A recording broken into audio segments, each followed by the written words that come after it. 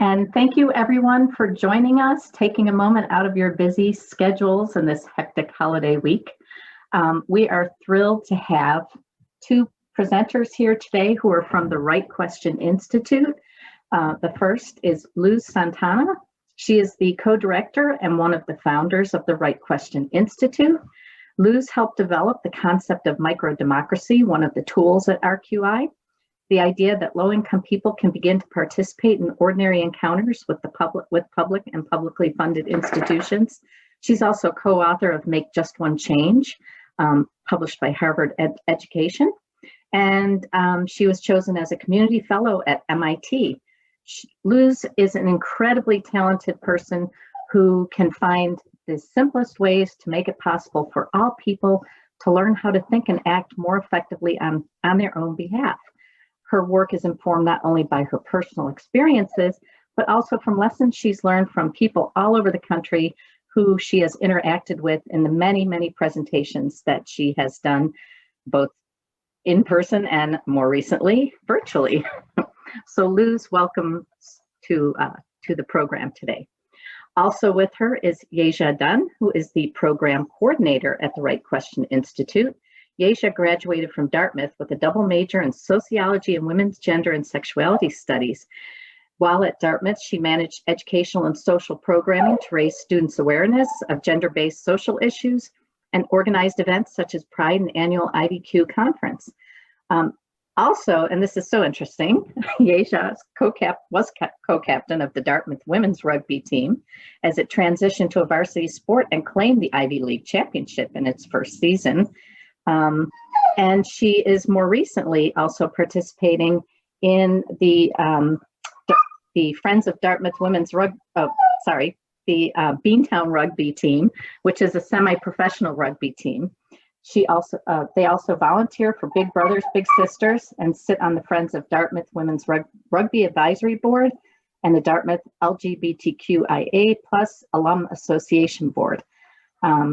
Both of them have vast experience in creating tools and strategies for self-advocacy, and I hope that you will be able to take away some of this information and knowledge that they are going to share with you today. So I am going to turn it over to our presenters.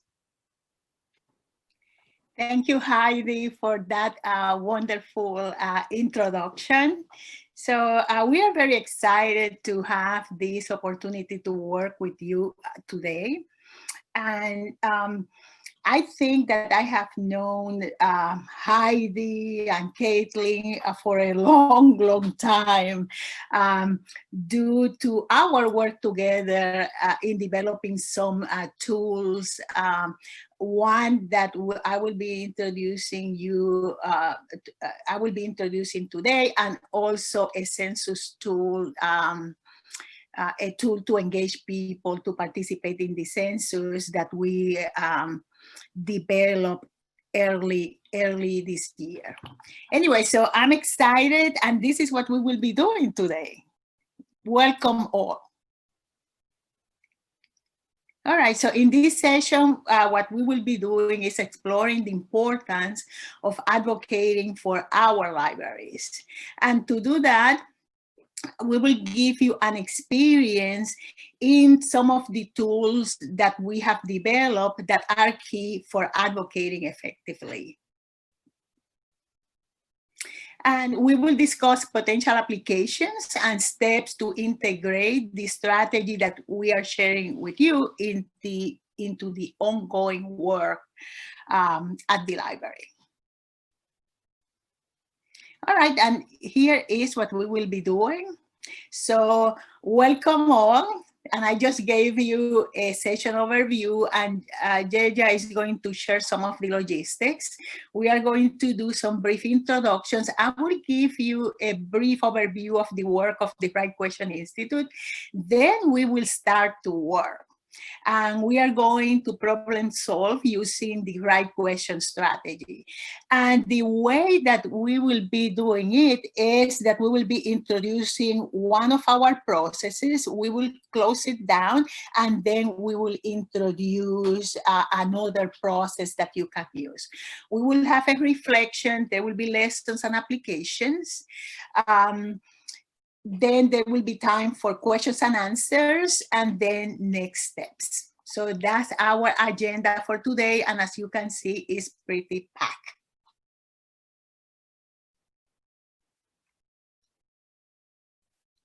So Yeja? So this will be an interactive session, and there will be times in this session in which we will ask you to do individual work with pen and paper or a computer document. And then there will be times that we will be asking you to share with other participants in the chat box. And for that, you will see a computer, but we will also tell you.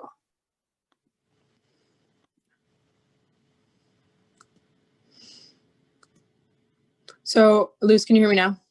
Yes. Perfect. Awesome. So yes, as Liz mentioned, this is an interactive session, and we want to give you a preview of where to see the chat box. You have your bar at the bottom of the Zoom screen, and you'll hit that little chat icon.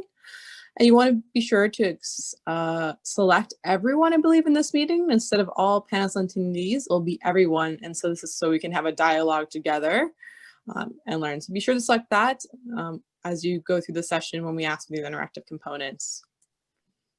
And to test it out, we will actually say to go to that chat box and enter your name and job title, as well as what you like about your role at the library or related to the library. What do you like about it? And just be sure to select everyone, and we'll be reading out a few of these from the chat.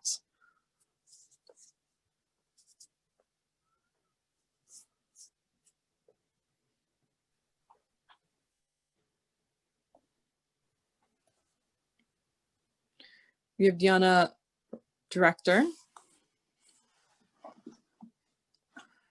Charlotte, Executive Director. Caitlin, Teen Services and Genealogy Librarian. Allison Fisher, Collections Librarian. I love learning new things and looking at all the new books. Kim, Director. Tracy, Director. LJ, Systems Outreach, System Outreach Coordinator. I enjoy helping member librarians reach out and support their community. Beth Strawn, Museum of Play, Director of Libraries. I enjoy meeting really interesting researchers and hearing about their research. Noreen O'Donnell, RSAD Librarian. I enjoy teaching patrons how to use our many resources.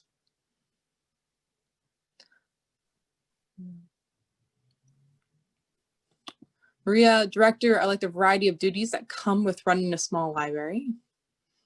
Jessica, Head of Senior Services Outreach. The best part of being a librarian is the people, the patrons, and my coworkers. I have not gone to all the introductions. We have a large crowd, but everybody, thank you for sharing. You can explore more of those intros within the chat, but we'll continue on.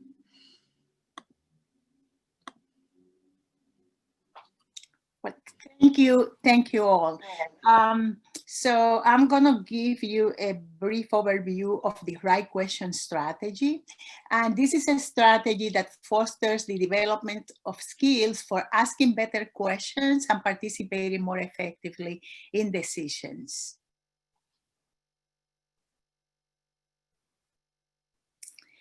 And the right question strategy didn't develop in a think tank or in a university or lab. It comes from some of our experiences working in low-income communities. So back in 1990, my co-director, Dan Rostein, and I and others were working in a low-income community north of Boston, where I still live, Lawrence, Massachusetts. And we were working in a dropout prevention program with mostly immigrant families. And as we worked with the families, we heard that they were not going to the schools because they didn't even know what questions to ask. When we heard that they had a problem with asking questions, you can guess what we did. We came up with a list of the questions we thought that they should be asking, to learn that it was not to give them the questions, it was about developing the skill so they could ask questions in all kinds of settings and situations. When we gave the questions, rather than helping, we built dependency, and every time that they had an issue at the school, they used to come back and say, what should I ask? The parents also show us that they were more effective when they were asking questions about decisions.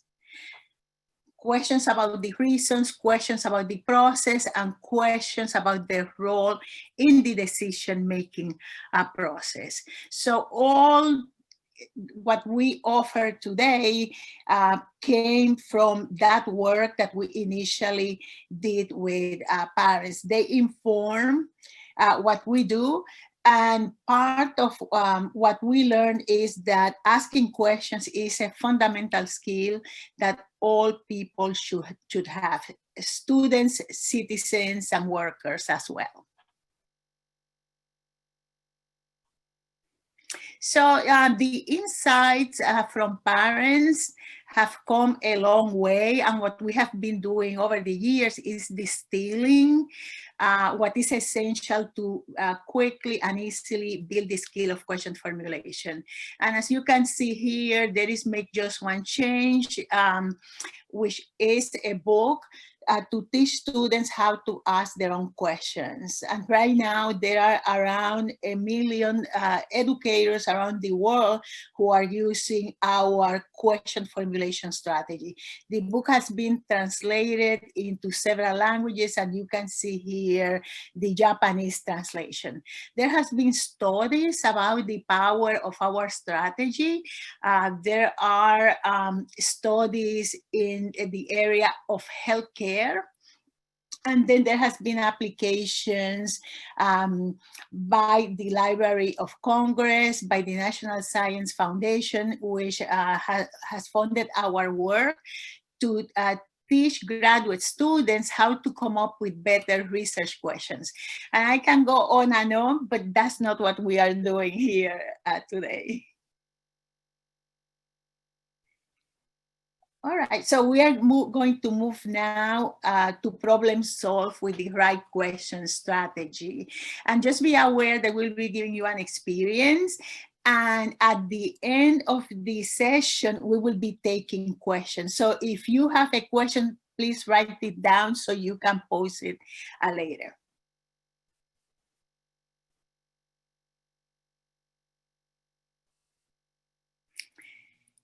All right, so let's begin to work. So here is a slide with some sample services provided by libraries. Take a minute and take a look at it. And you might be providing some of these services, and you might be providing other services that are not listed here.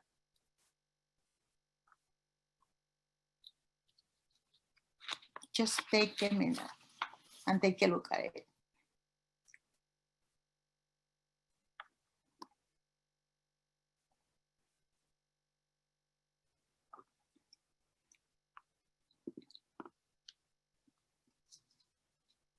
Next slide, Yeja.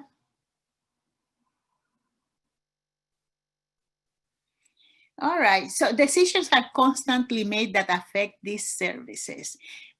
Think for a minute, why would it be important to make our voices, the voices of library users, heard in these decisions? And please share in the chat box and make sure that you share with all presenters and attendees.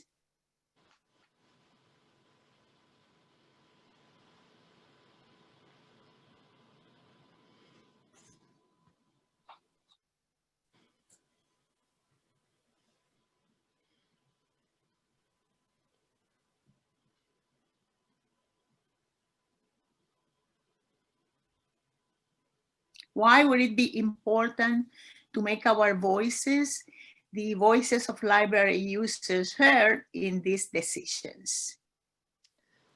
You have some coming in.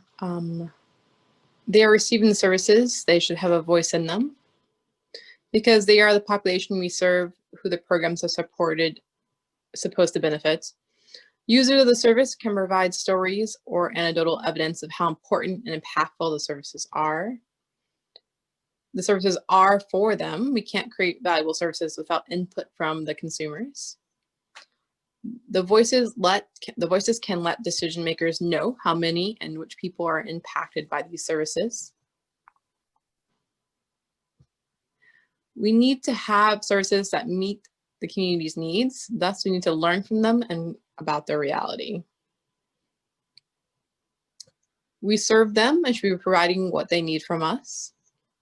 It's important to know what the community needs and wants, not what the staff and trustees think they need. To show our support of our populations to the legislators, but also show our support for our populations. We exist because of our patrons. We need to do our best to give them the services our communities need the most, especially members of our communities who are underserved and may not have access to internet use, resources, etc.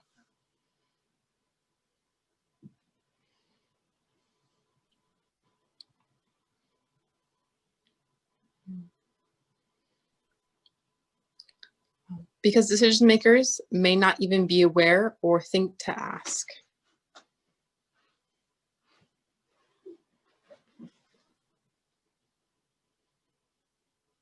All right, thank you all. So it is very important to make our voices heard in the decisions that affect our libraries. Thank you for your comments.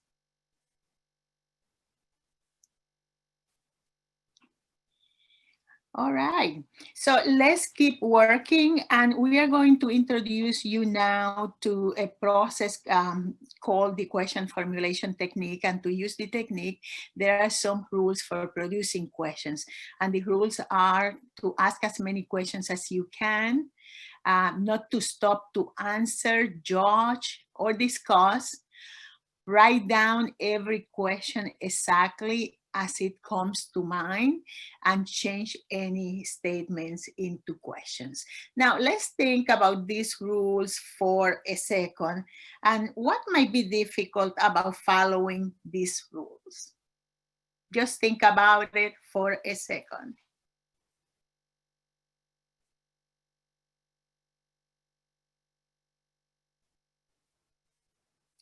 People often say that it is difficult to ask as many questions as you can if you don't know what you are asking questions about. And also not to stop to try to answer or judge on whether it is a good or bad question. Also, it is difficult to write down the questions exactly as it comes to mind. And then, you know, these rules, what they do is that they provide a guide on how to ask questions. So there might be some challenges. Some of these rules might be more difficult for you than others, but we are going to use them to do an exercise in asking questions. And right now you will need a piece of paper and pen or a Word document in your computer to write down the questions. We will not be asking you to write the questions in the chat box. Later on, we will have instructions on what to do with the questions. Thank you.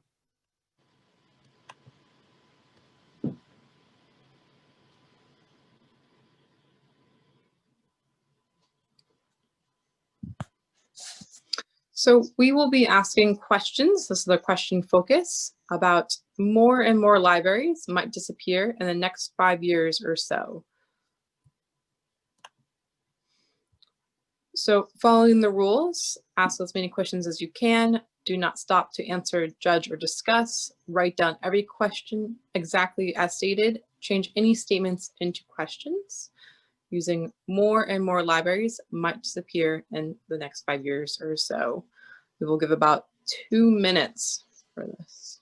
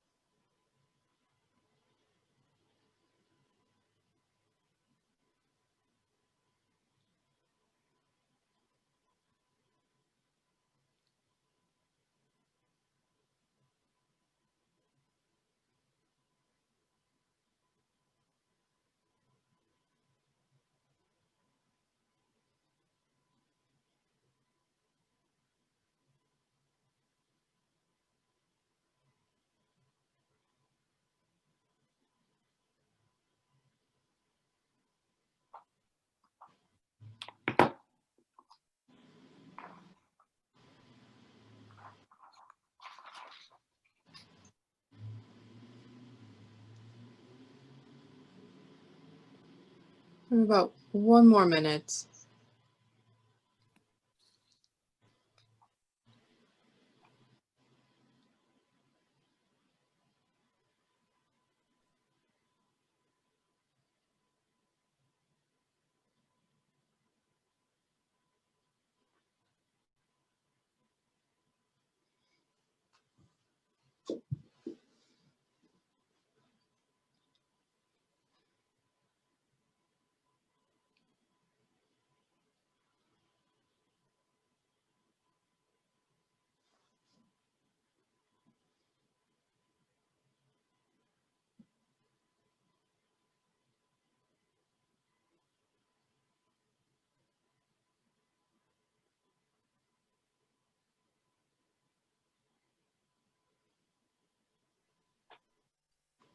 About 15 seconds to think about kind of wrapping up your final questions.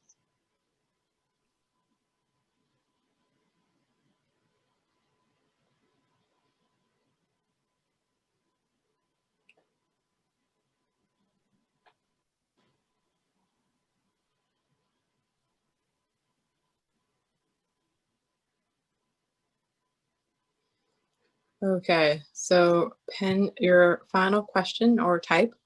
We will begin to move on to the next step of the process and strategy. So with your list of questions, we're going to go through categorizing those as opened or closed. And to review, a closed-ended question can be answered with a yes or no, or a one-word answer. An open-ended question requires more explanation. So going through your list of questions, you're going to mark them either as closed-ended or open-ended by either using a C or O on your list. So it'll take about 20 seconds to go through and mark your questions with their C or O.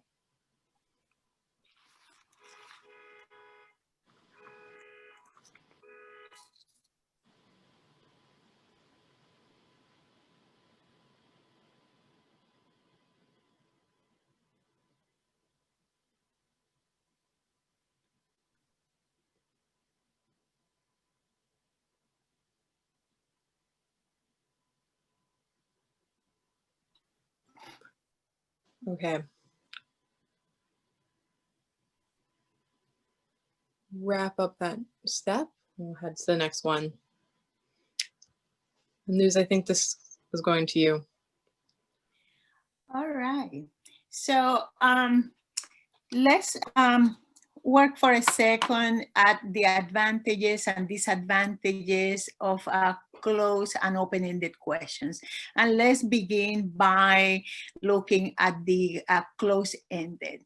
So think for a second, what will be some advantages of asking those questions that can be answered with yes, no, or one word?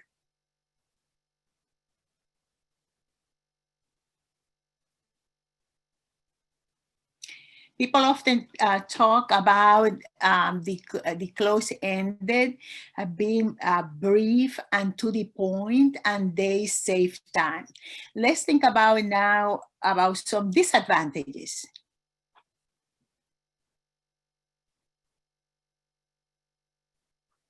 They might not provide enough information, and they don't encourage dialogue. Now let's look at the open-ended. So think about some advantages.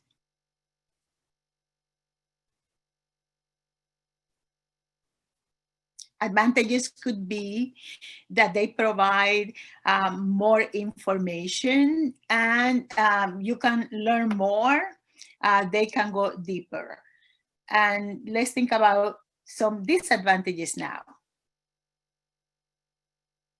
They might provide too much information. People might never get their question answered.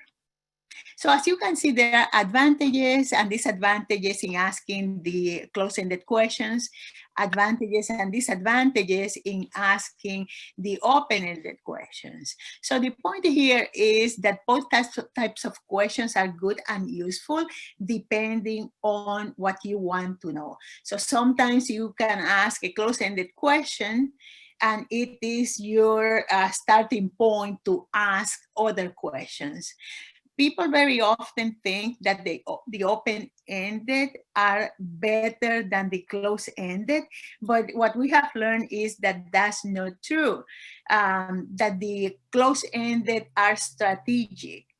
So what we are going to do now is to take one of our close-ended questions, and we are going to change it into an open-ended. As soon as we finish that, we are going to take an open-ended and we are going to close it down. Make sure to add the questions that you are producing now, that you are changing, to the end of your list.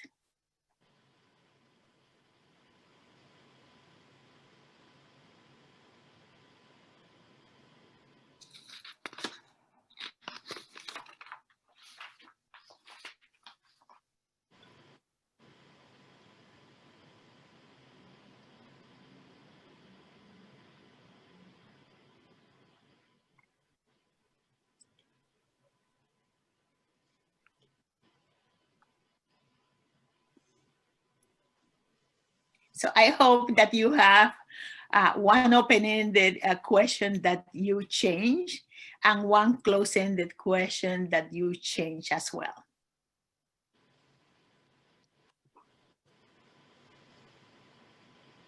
All right, so what we would like you to do now is to review your list of questions and choose 3 questions you consider most important. Choose 3 questions you consider most important, and keep in mind the question focus, which is more and more libraries might disappear in the next 5 years or so.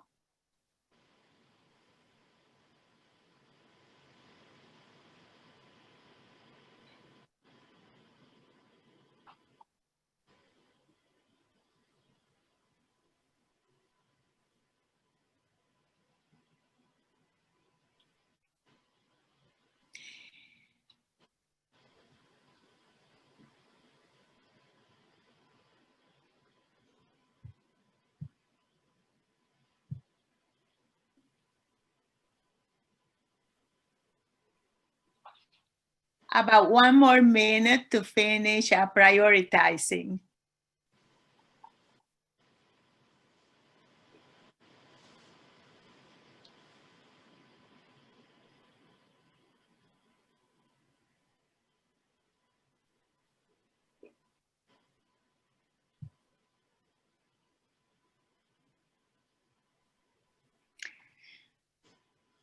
All right, so let's finish prioritizing.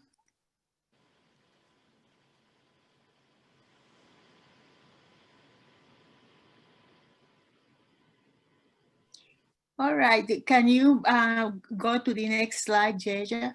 So let's now work on establishing an action plan with our priority questions. And let's think about answering those 3 questions that you chose. That doesn't mean that you will not work with your other questions, but for now, what we're going to do is to just deal with those questions that you consider most important. So let's think about what information do you need to get and what is it that you will do to get it. So if you identify one piece of information, go immediately and name what you will do in order to get it. So let's establish an action plan, 2 minutes.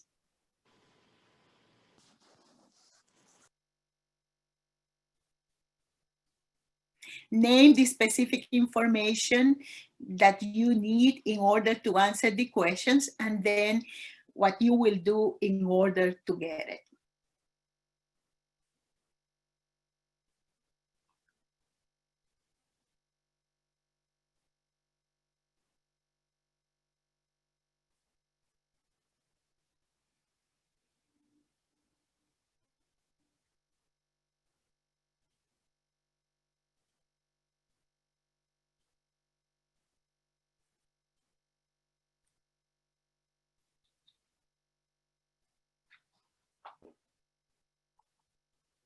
I'm going to give you about 2 more minutes.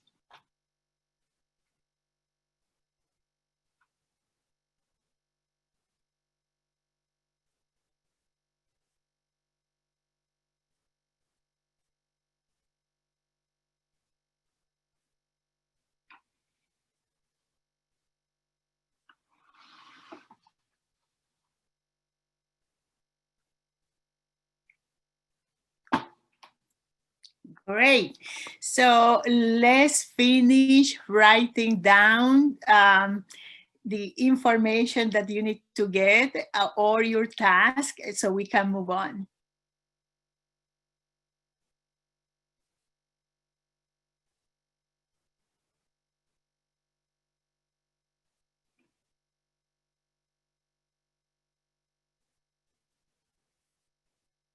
All right, so let's now share in the chat box one of your priority questions.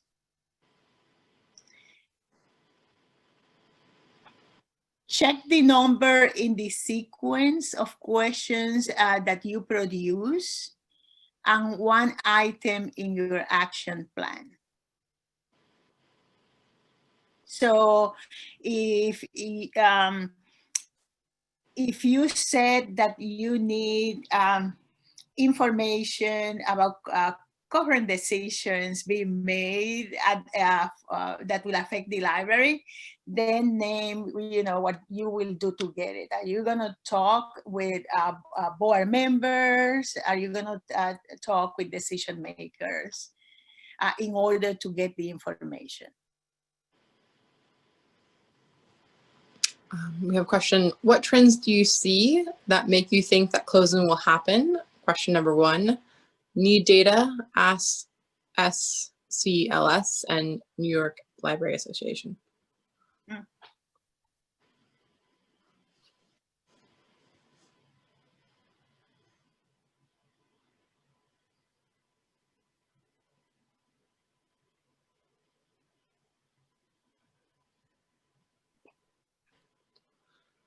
What are the causes of potential library disappearance? Contact MHLS, New York Library Association, and ALA for leads, articles to gather info. Thank you.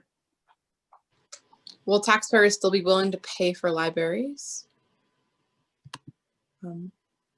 What kind of services might ensure the existence of our library? Need data on most utilized programs, tasks, conduct a well-developed survey to find out what patrons most want from the library. Thank you. How come libraries will disappear? Was third last of the 10 questions. Need data on trends impacting closings / reductions. Is the library communicating with its patrons? Ask the library administration how they interact with their patrons and stakeholders and what benchmarks are they using to evaluate patron interactions. How will the decision be made? Find out from local government, our main funder, what they are considering. What is the source and data of this statement?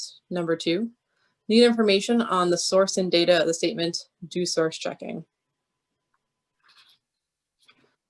What are libraries failing to do or not do, which causes them to close? Survey populations and legislators about what they dislike the most about library services.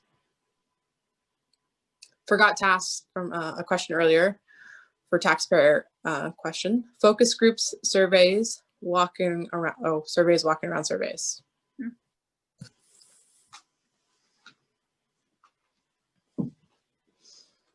Great. Thank you all for sharing.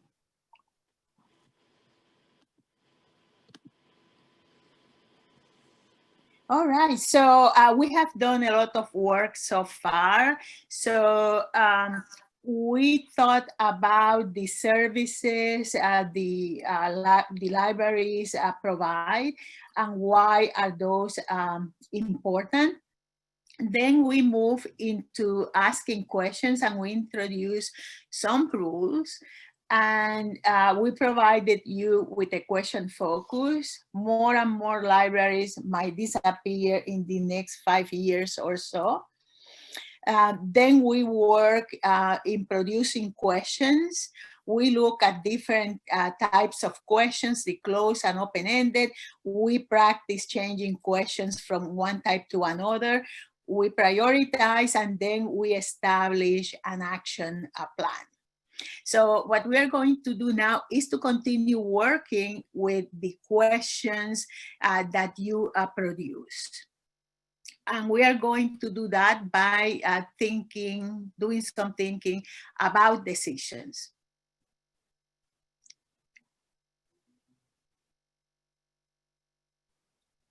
So for decisions, we have a very simple definition. A decision is the selection of one option from among 2 or more options.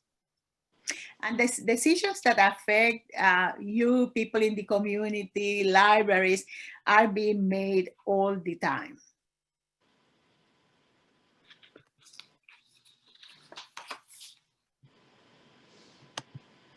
So when decisions are made, it's important to focus on a few items. The options at hand, the reasons, which is the basis for a decision, the process, which is the steps and actions taken, people involved, and information used in making the decision, as well as the role, the part you play or the part that people affected by the decision play in the decision-making process. Now we're going to do more work with our questions.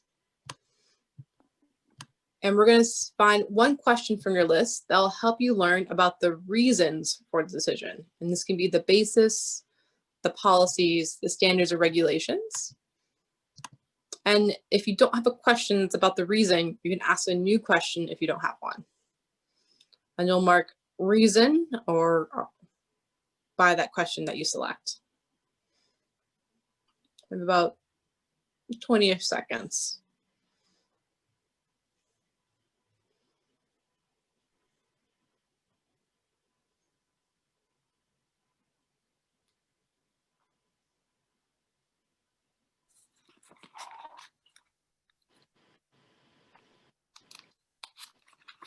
All right. Similarly, you want to find a question that talks about the process for making the decision. So information used, steps taken, meetings held, protocols used, a place, time, and the people involved. Similarly, if you don't have a question, you can ask a new question and be sure to add it to your list of questions at the end.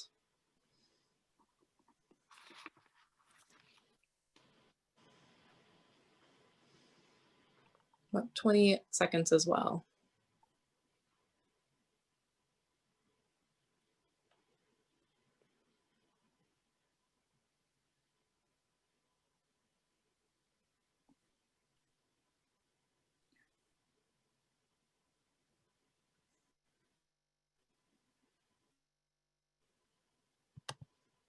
And finally, you'll want to find one question that will help you learn about your role or the role of the people affected by the decision.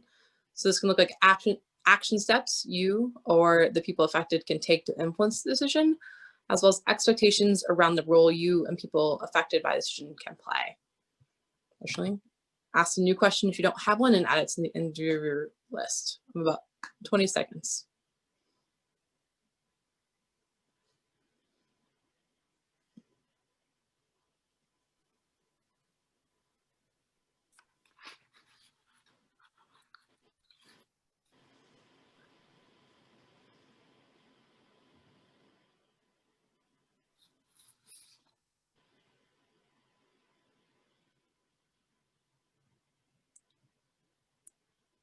Up there. And so now we're going to go and share within the chat. You're going to share all or just one of these, your question about the reason, and be sure to mark that in the chat, your question about the process or your question about the role.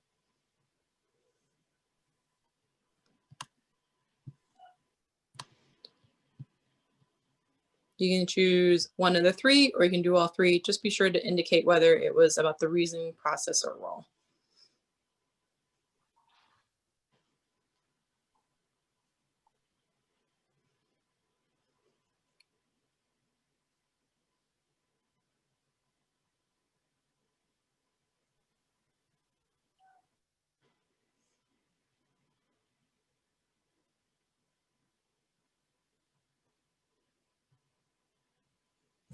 Reason, how come libraries will disappear? Process, who's advocating for the closing of libraries? Role, what is the appeal process? Reason, why would more and more libraries be disappearing in the next 5 years or so?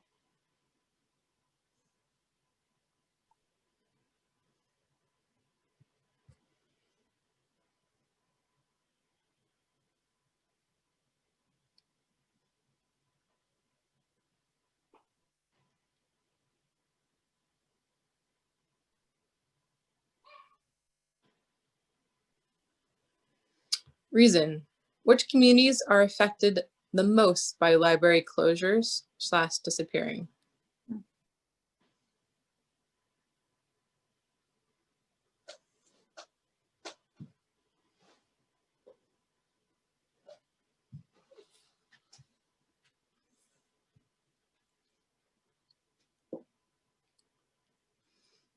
Process, ask resource allocators what are their reasons for not funding libraries? Role, is anyone advocating for the libraries? Role, what community groups can be organized to prevent the libraries closing?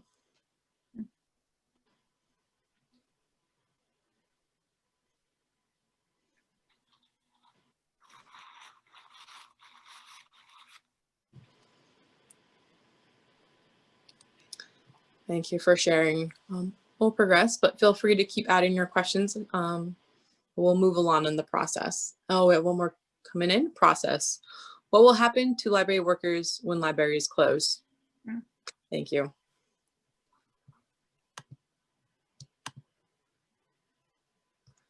And Liz, I'll throw it back to you. All right, so we have done a lot of work. So let's think for a second about what did you learn and what relevance do you see it has for advocating for libraries? So we have two questions. What did you learn? And then what relevance do you see it has for advocating for libraries? And just make sure to share in the chat box.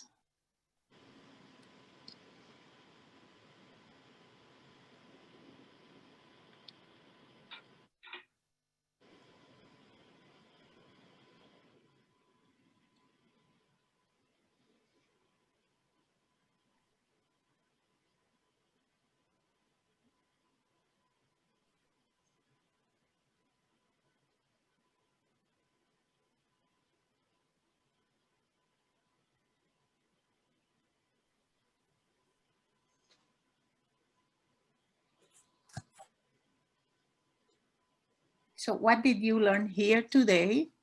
And what relevance or importance do you see it has for advocating for libraries?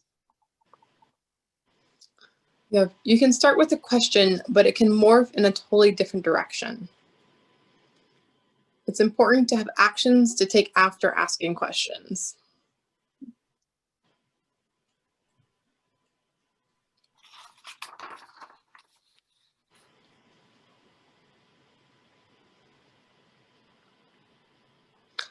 I learned the importance of going deep into the questions and issues to get the most important advocacy points. The type of question helps to start to frame the needs, which can help shape the needed actions.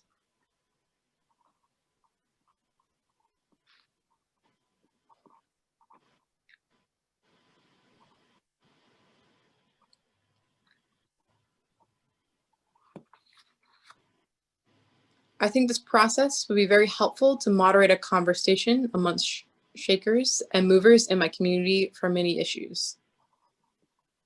It's helpful and challenging to create meaningful questions to elicit what you are looking for. That crafting a question and understanding its purpose is essential to getting actionable information. The relevance is to have a plan for our advocacy and outreach to help stakeholders understand the value of libraries.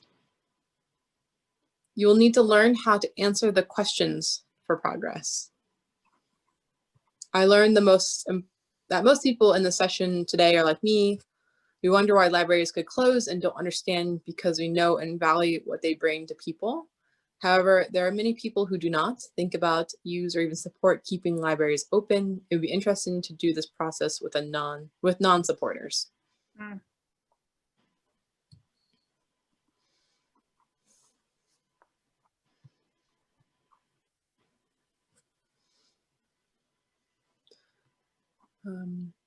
Similar to Heidi, I learned that the questions I have are usually shared by others.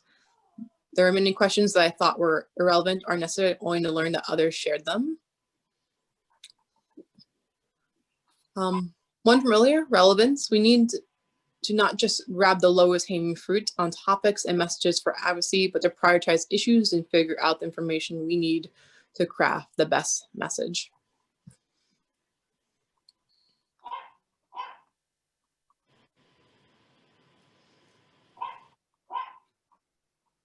Thank you. I think we'll move on to our next. I get ready for sharing. Luz, do you have any final thoughts? No, let's move on. Yeah, thank you. All right, so here is a summary of all the work that we did today. So, and we gave you two very specific tools.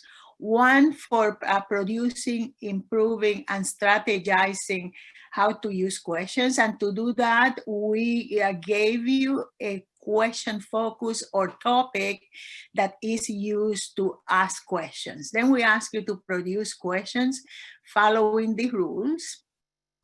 And then we ask you to improve the questions by categorizing them as closed and open-ended and in changing questions from one type to another. We ask you to prioritize the questions, but we also ask you to establish an action plan to use your questions.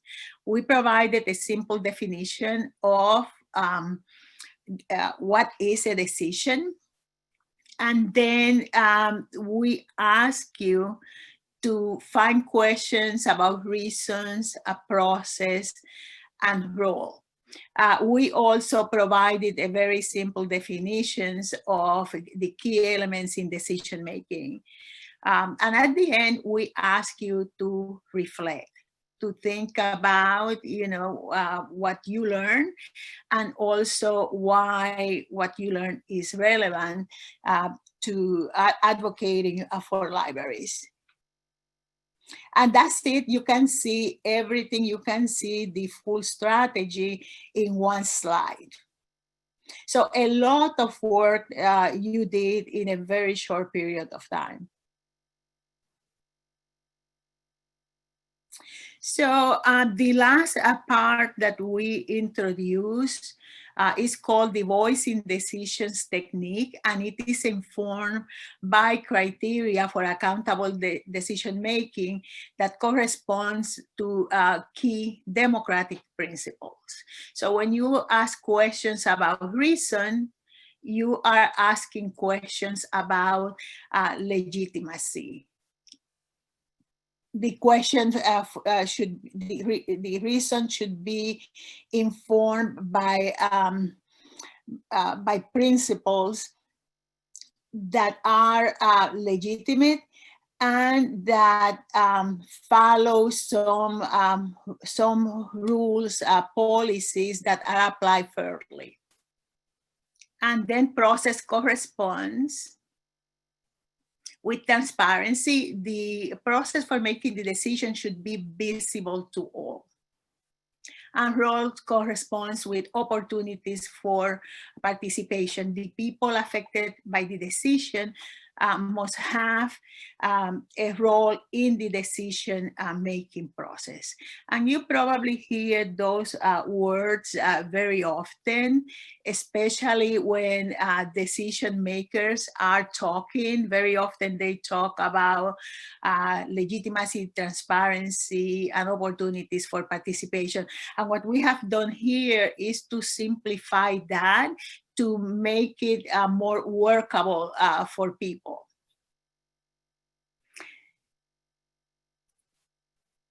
All right, so I'm going to provide you with a couple of examples of how the right question strategy, the process for asking questions, and the process for thinking about decisions, how it has been used. So years ago, my co-director, Dunn, and I were invited to do some work in Hawaii by the Department of Public Health.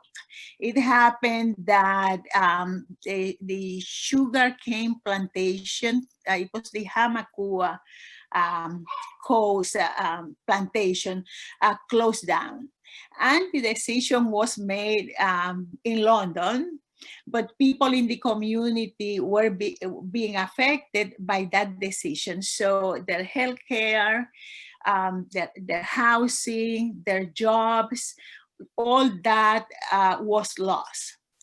Now, they participated in our process, and then they began to look at places where decisions were being made that affected them. So it was late to deal with the plantation, but there were still all these decisions being made about the allocation of healthcare services, the allocation of housing, the job training programs that will be implemented in the community.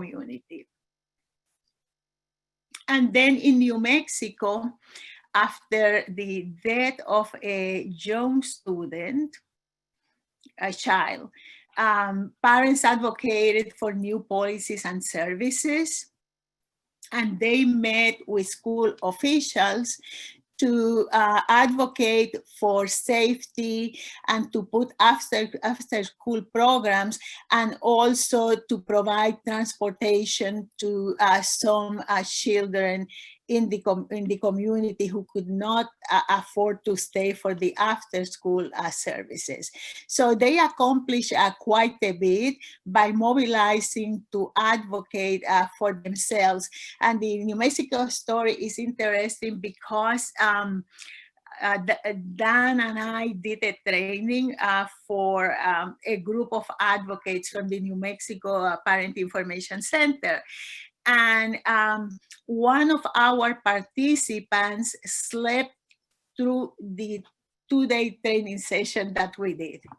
And suddenly we heard that his name was Eugene Sierra, that Eugene Sierra was doing workshops with the parents. And we said, but how can that be? He slept throughout the session. but you know, probably that was his way of learning. So Eugene brought together a group of 5 parents, and he brought them through the process, and then he asked them to bring more parents. So from 5 they went to 30, and from 30 they went to about 100 parents who were mobilizing and advocating at different levels for what they needed regarding safety and services for their children.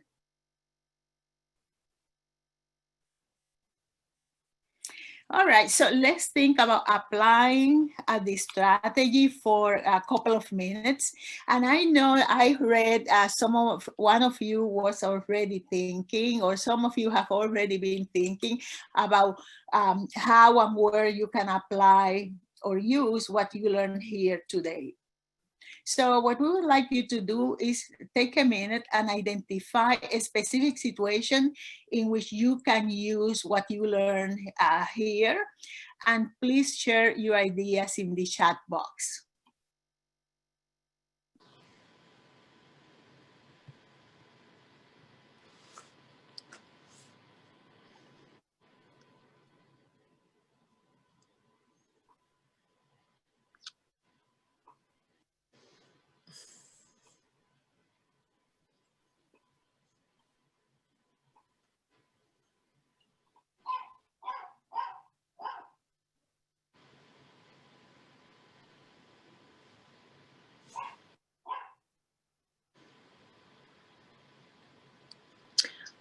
Maybe do this with trustees.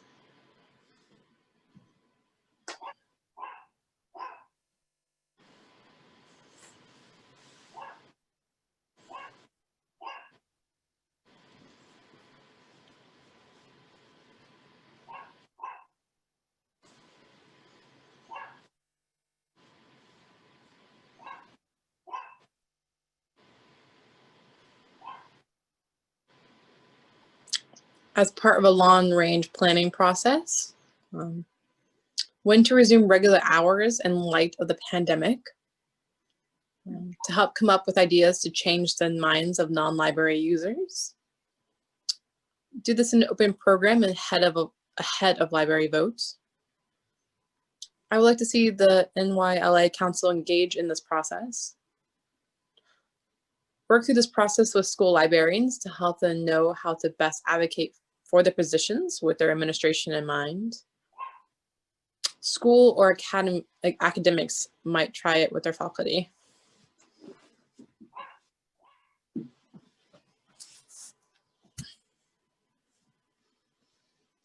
As a trustee and advocacy chair, I was also thinking of Heidi's idea of using this with fellow trustees. I can also imagine using this to deal with food insecurity issue in my community.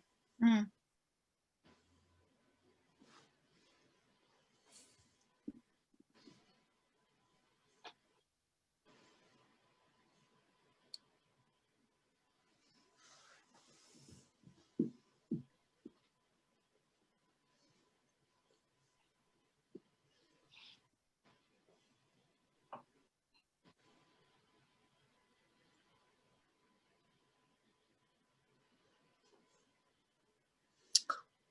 We need to attract more people to the library, so we need to find non-users and ask what programs and services would bring them to the library.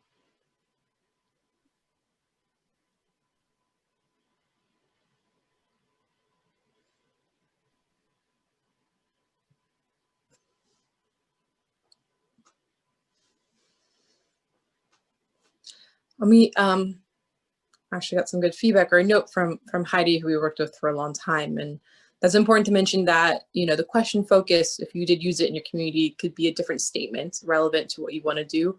Or in the past, we've even had educators just use an image, for example. And there's, I don't know if you want to talk more to that, but that was a note from Heidi. Evelyn says, use in one-on-one conversations with a non-supporter.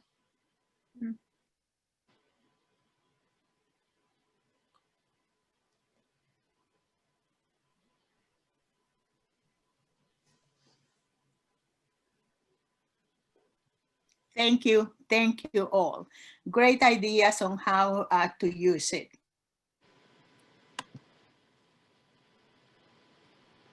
All right, so so this is the work that we have done. We thought about examples of library services and having our voices heard in decisions made about those services. We asked questions about a situation libraries might be facing, practice putting together an action plan to use our questions. We also asked questions about decisions using a specific framework. And we thought about situations in which we can apply what we learn here. And then we reflected on lessons on the session. And in fact, we have not done that, but that is our next step.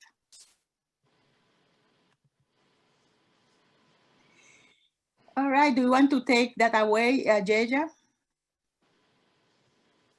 Yes. And so using the chats, we've had you do, it's only 10:04, an hour into the workday, but we have to do so much thinking. We'll add on to that with, what do you understand now?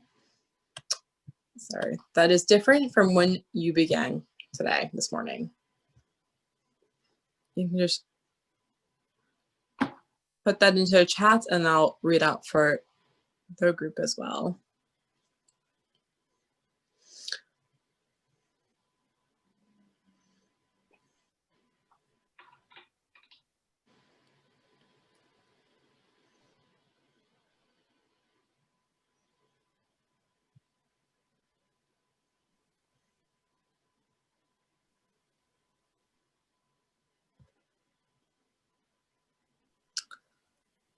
I think programs, if local interests would attract visitors, how they are greeted and once they see what is available to them would influence their return.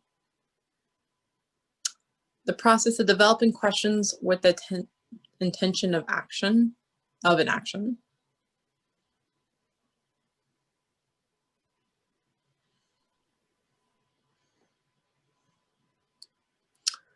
We have the ability and now a power tool to help change what happens to us in our libraries.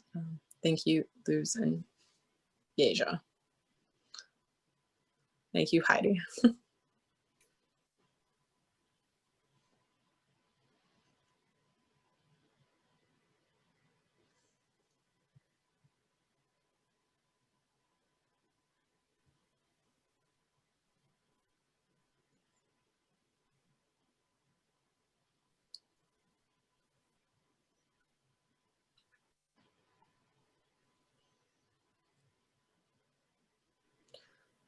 The art of conversation starts with the questions asked.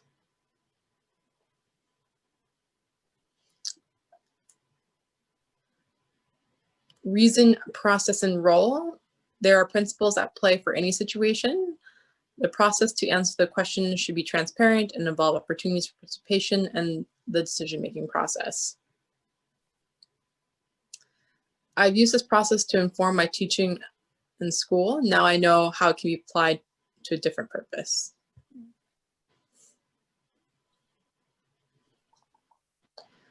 I learned to begin the process of advocacy by asking different groups what they need and want and developing strategy based on their answers.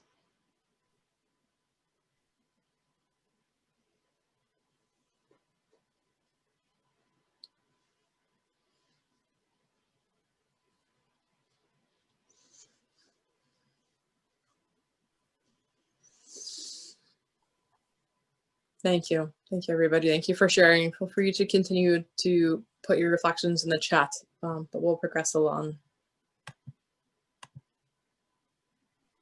Thank you. Thank you all. Thank you, Yeja.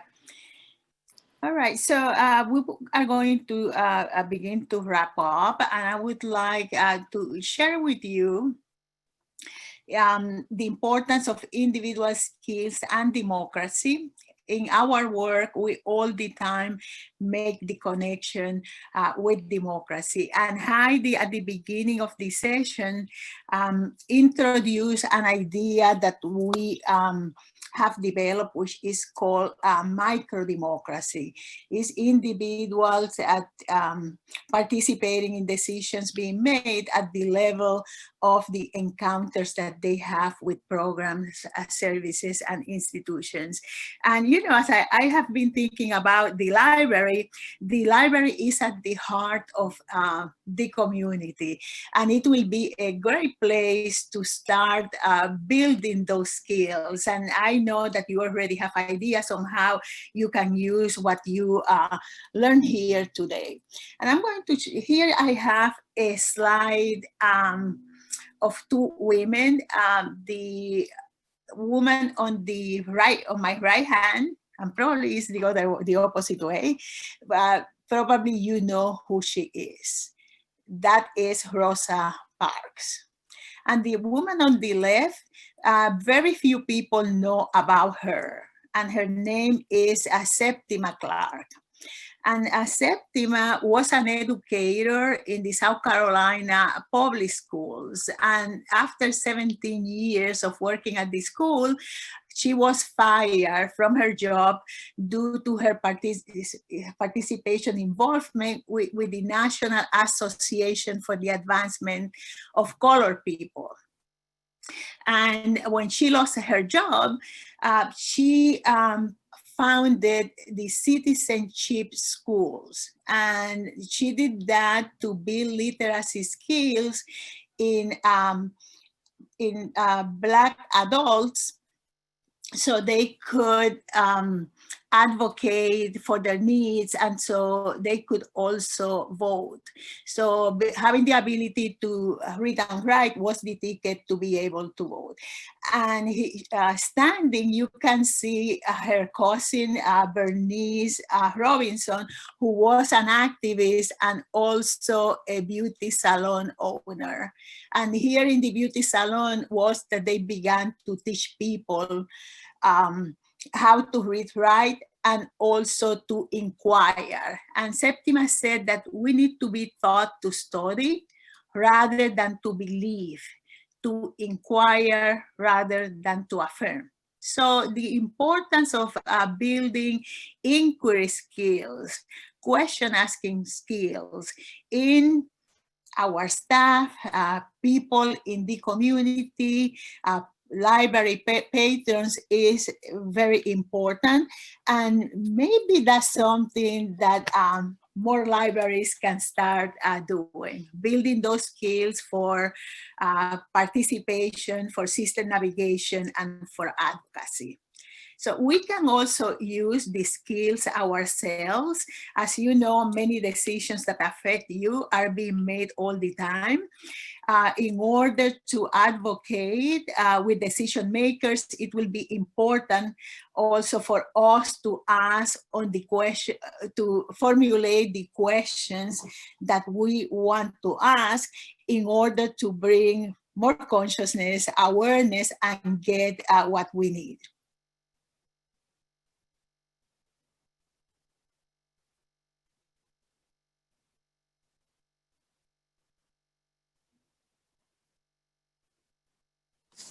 Sorry. So for our next steps, to kind of go into our housekeeping as we kind of close up before we head to our Q&A, we'll have you complete an evaluation of the session at tinyurl.com. I'll stick the link into the chat. Important to know that you have to copy this and then paste it into your web browser. It won't, if you click on it, it won't automatically go. And then I think you'll receive perhaps a summary email from the organizers of the event, but we'll, invitation to kind of connect with RQI, post if you have any questions, a recording of the session. I believe it is recorded, so you'll get a copy of that as well. And then other resources on the RQ website, including videos and resources that we have available in both Spanish and English. And I'm gonna put this URL into the chat real quick before we move on. So the two processes that we introduced today, you can find guides and templates on how to use it in our website. The resource that we introduced at the beginning can be used to help people think about library services and identify what is most important to them. And it can be used as a question focus with the question formulation technique process. And a quick note is once you navigate to our resources or we share them via email, they are free resources. You're able to kind of use and adapt them. All we ask is that you reference the Right Question Institute as the source. And so we have this Creative Commons license that enables us to do this. So we have to say, please take them, adapt them, and just cite us. But we're excited to see what folks do with them over time, and specifically for their communities. And now to kind of run it out is a time for some questions, Q&A. At this point, you can put any questions you have into the chat and we'll answer them.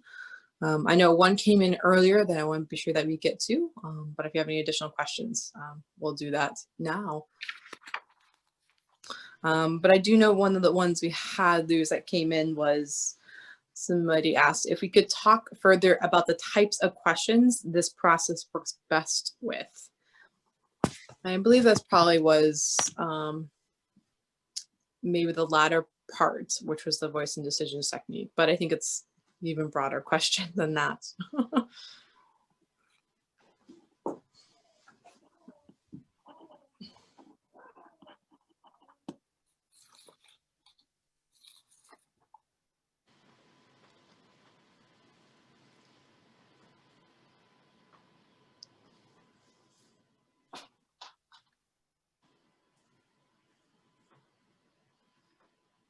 All right, so is that the only question that we have, Yeja? Yeah, I'm sure some more will trickle in via the chat, but for now, yes. So can you repeat it, please? Yeah, and I don't know if this individual is still on the call, but could you talk about the types of questions this process works best with?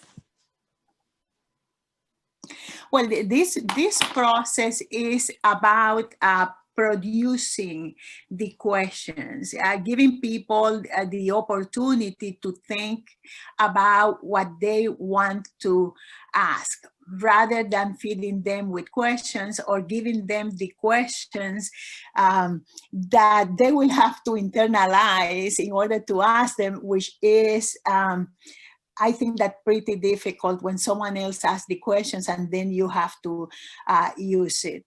So it gives that opportunity for people to think on their own and also to think about what is important to them. And here we just use the closed and open-ended questions. I know about other strategies that categorize the questions in a different way. The process that we use for the types of questions is fairly easy for anyone to use. For people who are not, who usually don't ask questions or have difficulties,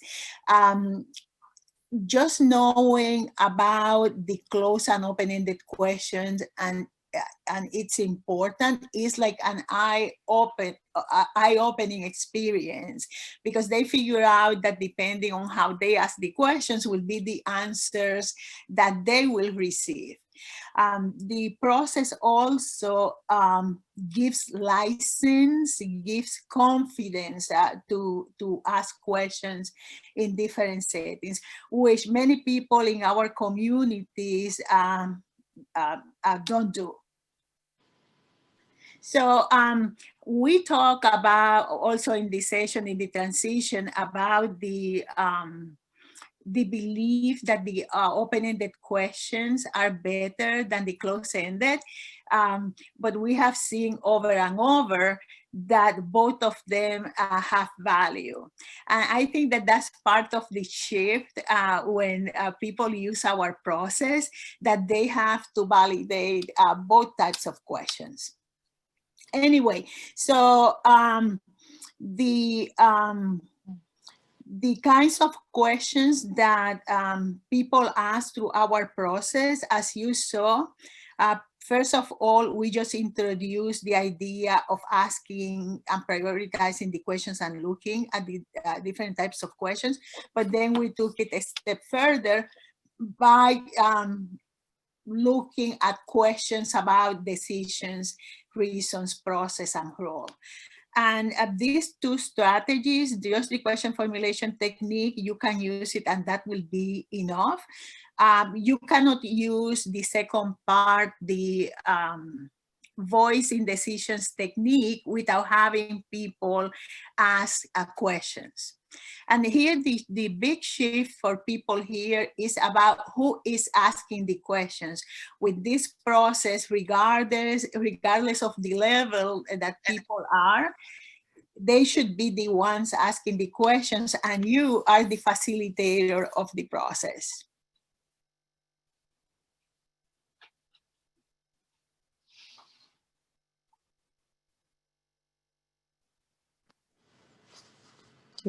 No other Q&A questions have come in.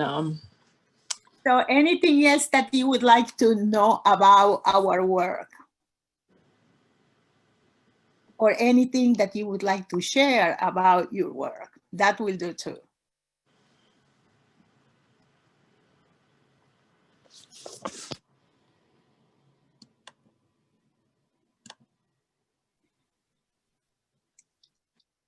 All right, so I would like to share that the processes that we have shared with you today, there are many teachers using it. They use it to deliver classroom content.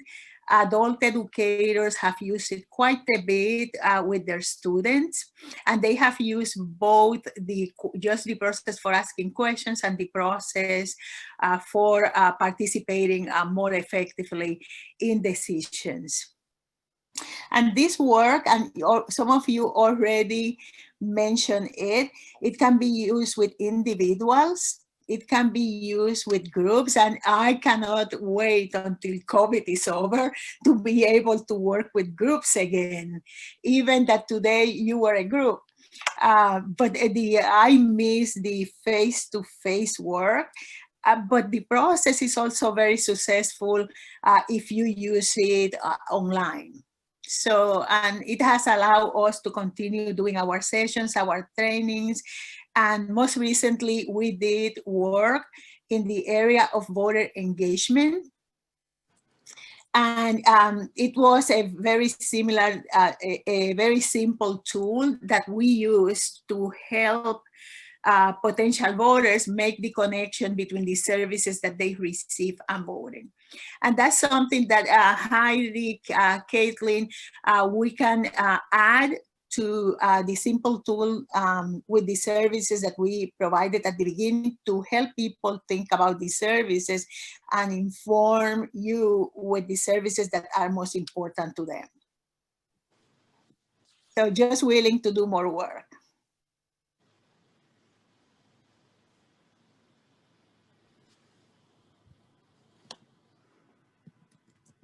Well, thank you all. Heidi, would you like to close it for us? Or Brianna?